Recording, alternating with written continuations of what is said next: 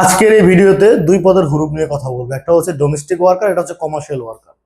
কাদের সুযোগ কতদিন পর্যন্ত আছে, কারা কতদিন পর্যন্ত বৈধ হইতে পারবেন, কারা হতে পারবেন, কারা হতে পারবেন না। আপনার বর্ডার নাম্বার হুরুপ থাকলেও আপনিও বৈধ হইতে পারবেন, সেই ব্যক্তিগুলো কারা। আজকের এই ভিডিওতে এই বিষয় নিয়ে আলোচনা। আসসালামু আলাইকুম বন্ধুরা, সবাইকে আরো একটি নতুন ভিডিওতে শুভেচ্ছা, অভিনন্দন ও ভালোবাসা।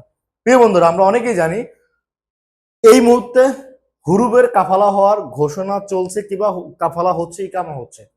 সেটি কারা? ডোমেস্টিক ওয়ার্কারও এবং কমার্শিয়াল ওয়ার্কারও। কমার্শিয়াল ওয়ার্কার কারা? আমেল আইডি, আমেল কিংবা বিভিন্ন পেশা, কোম্পানির পেশাগুলো, যারা যে সমস্ত পেশাগুলোতে কাজ করে তারা। এবং ডোমেস্টিক ওয়ার্কার বলতে আমেল মন্দির সাহাব কাজেরা। এখন কথা হচ্ছে, আমেল মন্দির সাহাব কাজের কিন্তু 10ই নভেম্বর পর্যন্ত লাস্ট সময়, অর্থাৎ আজকে 30 তারিখ, আর মাত্র 11 দিন।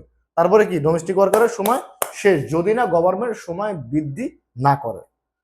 এবং যারা কমার্শিয়াল ওয়ার্কার অর্থাৎ আমেল কিংবা আমেল আইডি, তাদের ক্ষেত্রে কিন্তু এখনো কোনো নির্দিষ্ট সময় দেয়নি যে কতদিন অবধি তারা কাফালা হতে পারবে। এটি কোনো নির্দিষ্ট সময় দেয়নি, যে কোনো সময় বন্ধ হয়ে যেতে পারে।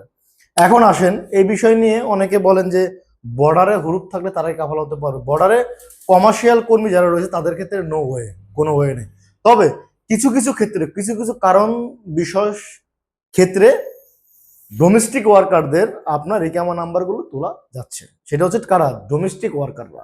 এই বিষয় নিয়ে আমি কেন, যত বড় বড় পণ্ডিত আছে সকলে এই বিষয় নিয়ে ভিডিও দিয়েছে, তো আপনারা তাদেরটাও দেখছেন। যদি ভিডিওটি ভালো লাগে শেয়ার করবেন, ভালো না লাগলেও দেখুন, দেখার পরে শেয়ার করুন।